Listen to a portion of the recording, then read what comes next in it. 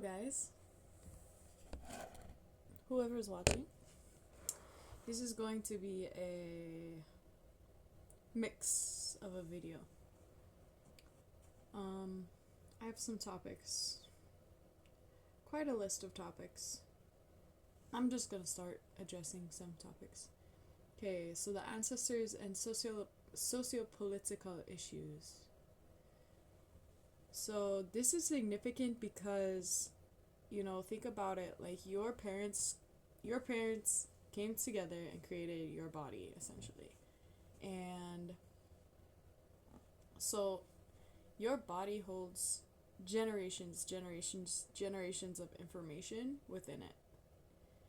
It was only your ancestors that came together to literally create your body. Without your ancestors, your body would not be your body would not be.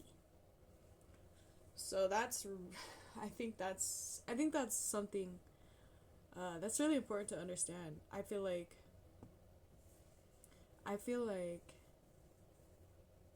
yeah, like we have to understand who our ancestors are in relation to us. First of all, they created our bodies. So the information that is held within our bodies from, you know, many years of time, many experiences and histories, that's important to understand. The other thing to understand is that, while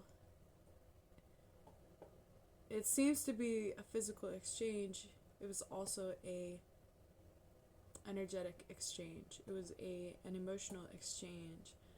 And so all of these things, like your ancestors can support you physically, but your ancestors also support you energetically. They support you mentally, emotionally. But it's just like anything else. If you turn your attention away from them, they will not assist you. But if you turn your attention towards them, they will assist you. And their voices will become very clear to you. But it's just a matter of asking them, what's up? Asking them, what do I need to know? Asking them, how do I need to go about this situation, this circumstance? So, where this comes in with socio-political issues, at this time we are seeing a lot of disarray among different groups of people. People want to fight instead of talk.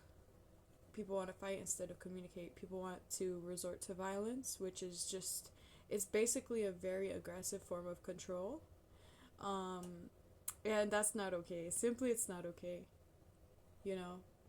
It's happening. So I guess there's a space for it within this reality. But what I want to encourage is just towards really, really accessing the wisdom that is within you. Really accessing that, really utilizing that, and understanding how that we can come together as humanity and different groups within humanity and unite.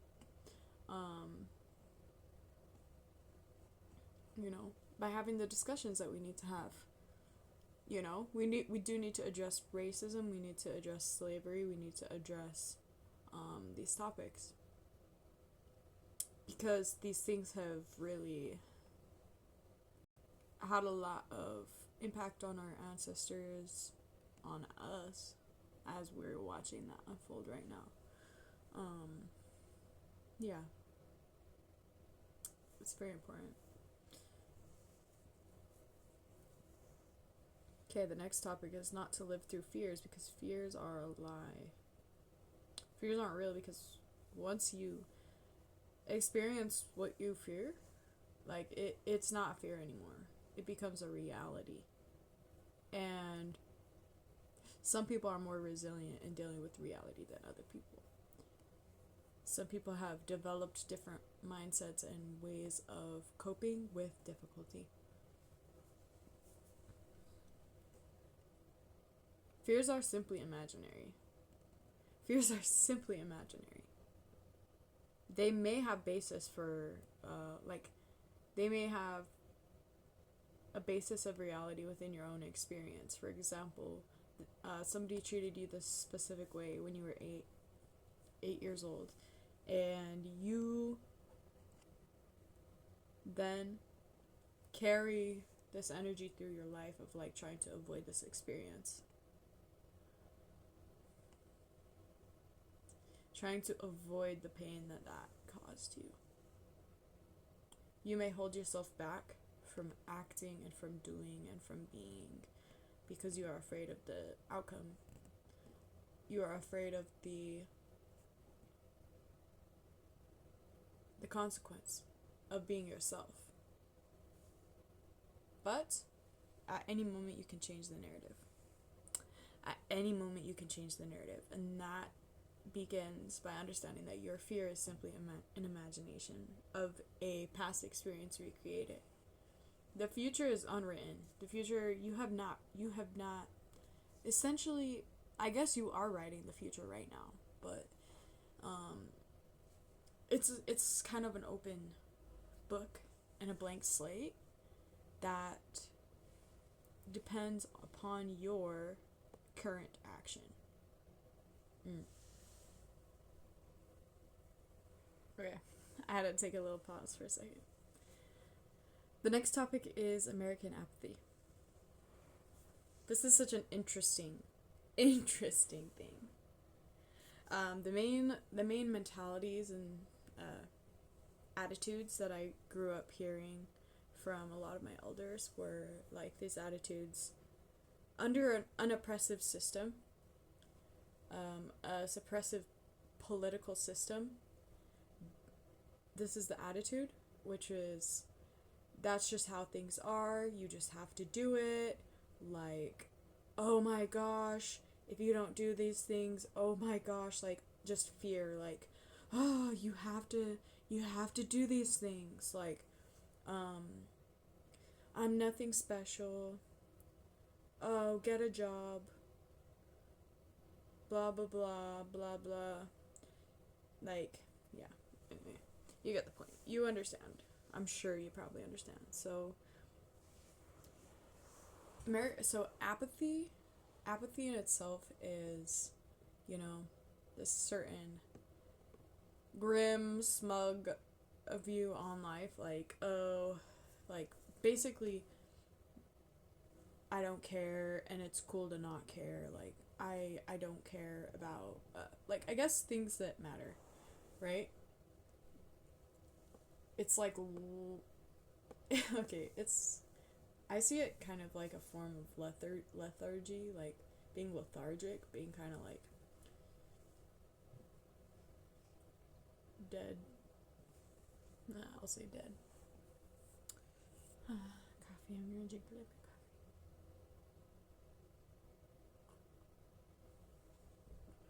coffee. That's a good cup of coffee. So,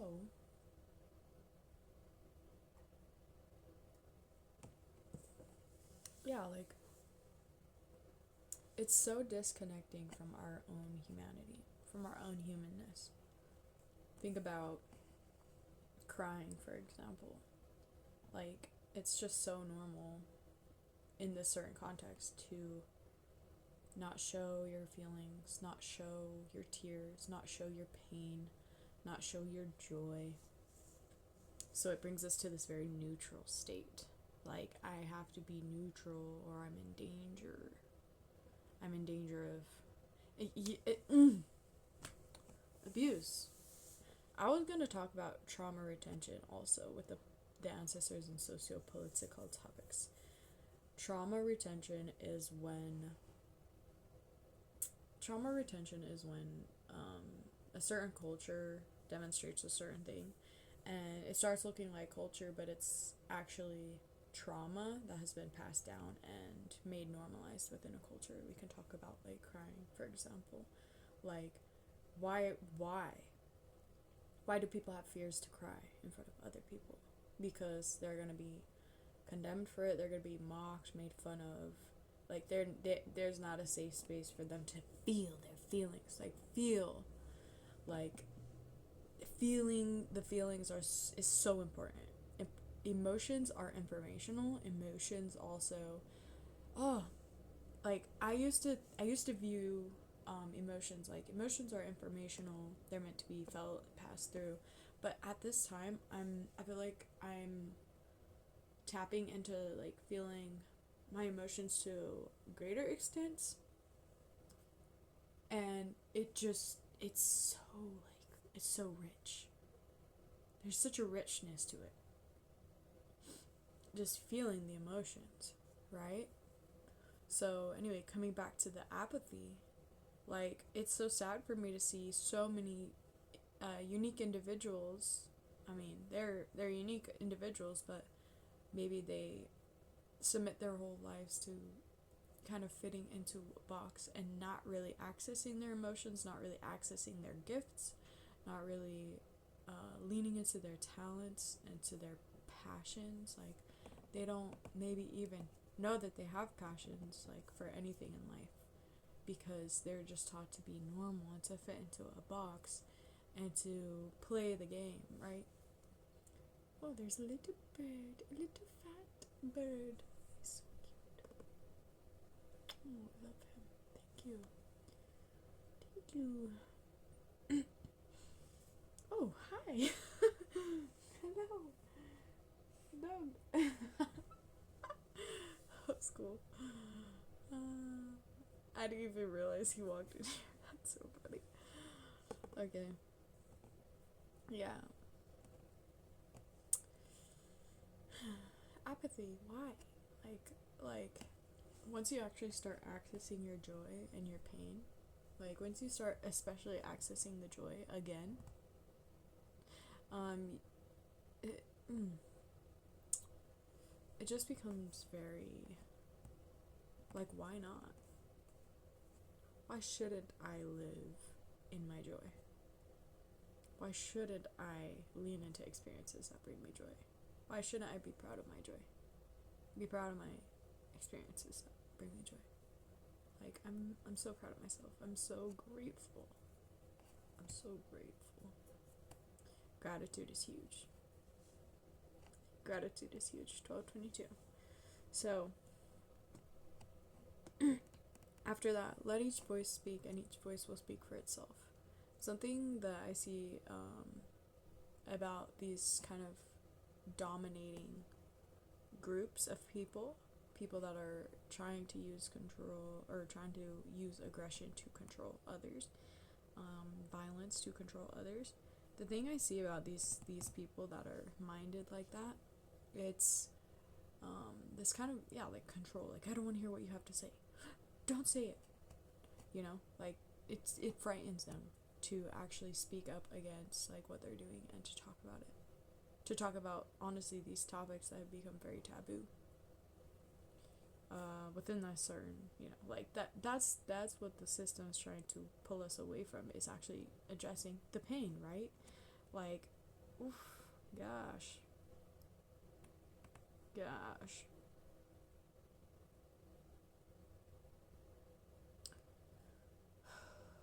It's hard. It's very hard and very sad. Like, when I really think about the hatred that goes on and is just propagandized, I don't know. Oof, it's heavy. It's very heavy.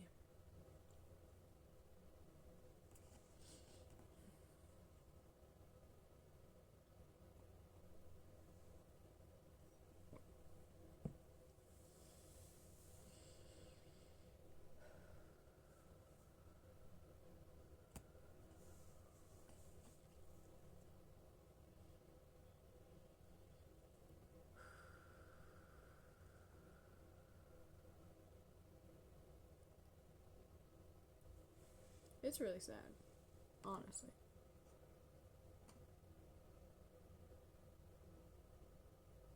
Every voice will speak for itself. It doesn't mean that we should try to stop people from speaking. It's dialogue. There's a reason that when you speak, the sound comes out and it fades away. There's a reason for that. Not to say that words don't last, because the words do last. But it's important to have certain dialogues where we can discuss and we can like literally put our ideas on the table to like sort them out and work through. Every voice will speak for itself. People will speak and you will see who they are. You will see what they believe. You have to associate yourself with all of them? No, you don't. Like, I don't know. I think, oof. Sorry,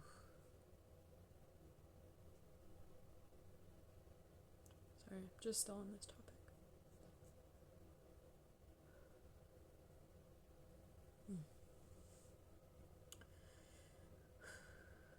We need to learn how to properly dialogue.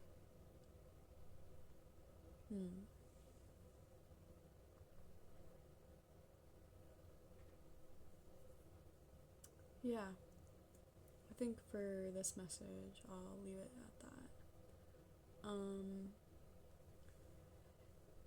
And also just to say prayers, send prayers. I'm sending prayers to everyone who's being impacted by anything that's happening right now. May we create better realities. May we find joy, hope, love amidst all of it. May we remember our strength. May we not lose sight of our strength. May we live through it and live through our love. And that's that for this message. I appreciate you guys. Talk to you next time.